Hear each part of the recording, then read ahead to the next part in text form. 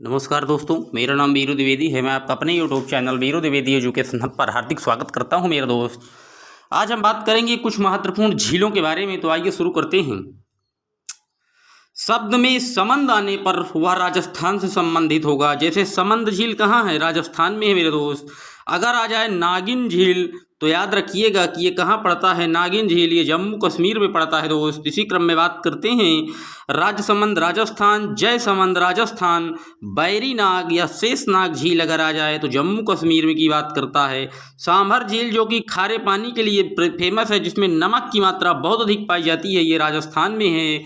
पिछौला झील हो, लुनकसरर झील हो, ये दोनों झील राजस्थान में आती हैं। लेकिन बात करें अगर ऊटी झील की तो याद रखिएगा ये तमिलनाडु में आता है।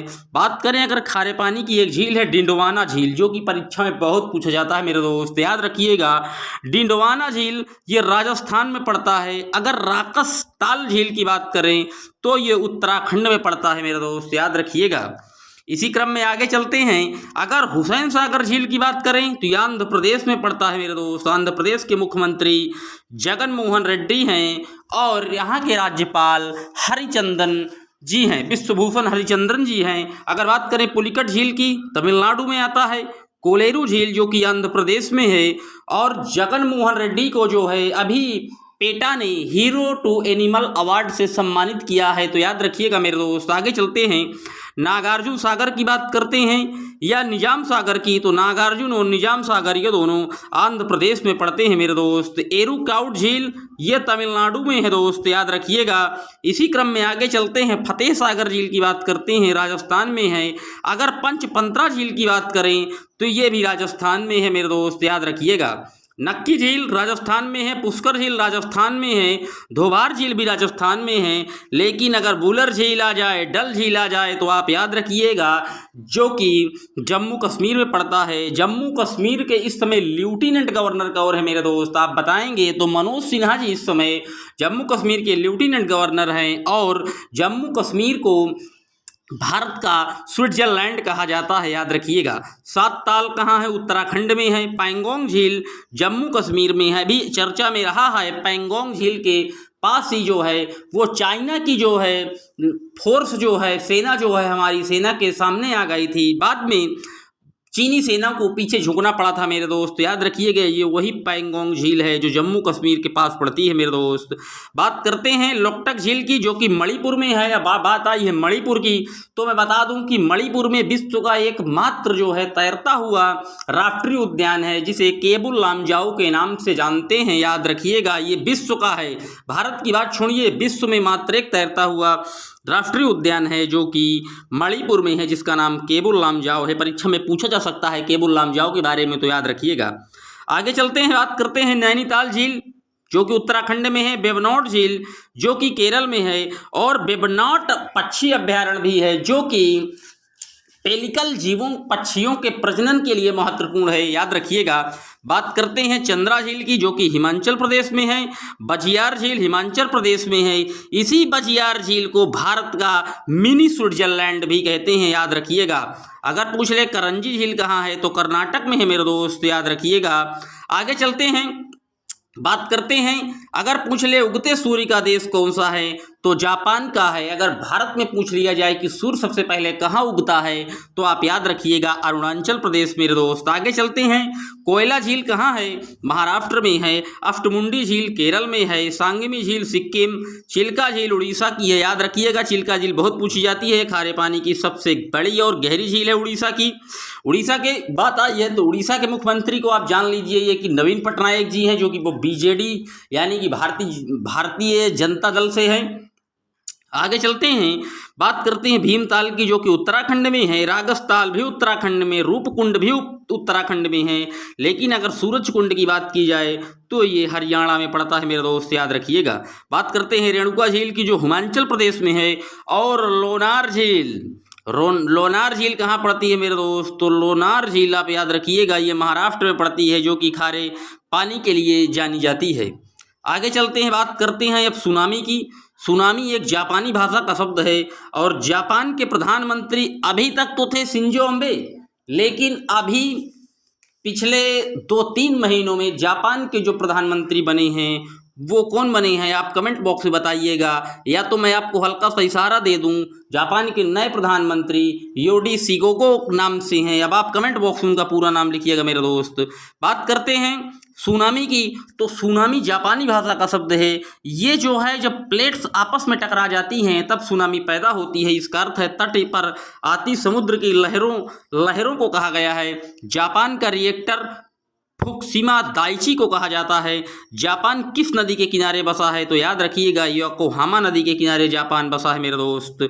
बात करते हैं इंडोनेशिया में सुनामी कब आई थी, तो 26 दिसंबर 2004 को इंडोनेशिया में आई थी और जापान में 11 मार्च 2011 को आई थी। इंडोनेशिया की राजधानी क्या है, जकार्ता है। मैं आपको बता दूं कि जकार्ता जो है वो विश्व का सबसे तेजी से डूबने वाला शहर बन रहा है, जो कि डूब रहा है, डूबता हुआ शहर जकार्ता है। इसीलिए इंडोनेशिया ने अपनी राजधानी जो है वो जकार्ता को छोड़ करके अपनी राजधानी बोर्नियो आइसलैंड पर शिफ्ट कर रहा है मेरे दोस्त, याद रखिएगा। बात करते हैं परमाणु रिएक्टर मापने की यूनिट, तो रेम्स कहते हैं। परमाणु बम नाभिकीय विखंडन की क्रिया से बनता है। हाइड्रोजन बम सूर्य तारों की क्रिया नाभिकीय संलयन से बनता है मेरे दोस्त। अगर परमाणु बम की खोज की बात की जाए तो ऑटो हान का नाम याद रखिएगा। जापान में सुनामी आने पर 3 दिन पानी भरा रहा, जिसके कारण फुकुशिमा दाइची रिएक्टर में हाइड्रोजन विस्फोट हो गया। 14 मार्च 2011 को बहुत बड़ा विस्फोट था मेरे दोस्त, याद रखिएगा। जापान के मियागी प्रांत की राजधानी सेंदेई है, पूछ लेता है, जहां सेंदेई हवाई अड्डा जो कि पूरी तरह से बह गया था उसी विस्फोट में, याद रखिएगा। अब बात कर लेते हैं कुछ संविधान सभा के स्रोत की, तो आइए शुरू करते हैं। ब्रिटेन से जो है एकल नागरिकता, राष्ट्रपति और संसदीय प्रणाली, लोकसभा के प्रति सामूहिक उत्तरदायित्व की व्यवस्था ब्रिटेन से ली गई है। राष्ट्रपति के लिए भाषण कौन तैयार करता है, तो केंद्रीय मंत्रिमंडल तैयार करता है। और ब्रिटेन की अर्थव्यवस्था कैसी है, मिश्रित है, लेकिन अगर भारत की अर्थव्यवस्था की बात आ जाए तो प्रगतिशील अर्थव्यवस्था है मेरे दोस्त, याद रखिएगा। अमेरिका की संविधान से मौलिक अधिकार, उपराष्ट्रपति की निर्वाचन प्रणाली, न्यायाधीश की, सर्वोच्च न्यायालय की और न्यायिक पुनरावलोकन की व्यवस्था ये अमेरिका से ली गई है। बात करें रूस से, तो मौलिक कर्तव्य लिए गए हैं रूस से। दक्षिण अफ्रीका से संविधान संशोधन की प्रक्रिया ली गई है, जो कि आर्टिकल 368 में निहित है मेरे दोस्त। बात करते हैं आयरलैंड से, आयरलैंड के संविधान से नीति निर्देशक तत्व लिए गए हैं मेरे दोस्त, याद रखिएगा। परीक्षा में पूछ लेता है कि नीति निर्देशक तत्व कहाँ से कहाँ तक हैं, तो आर्टिकल 36 से 51 तक नीति निर्देशक तत्वों का वर्णन है मेरे दोस्त, याद रखिएगा। अब कुछ देशों के बारे में उनकी संसद का नाम जान लेते हैं।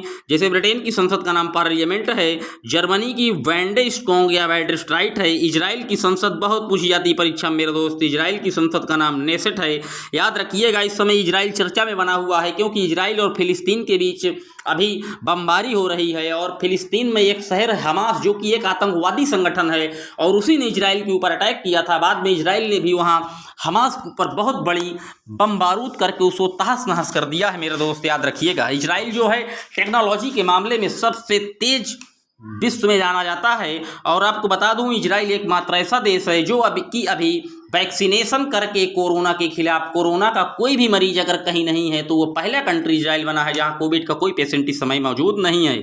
बात करते हैं लीबिया की संसद का, general people's of congress. Nepal की संसद राष्ट्रीय पंचायत के नाम से जानी जाती है।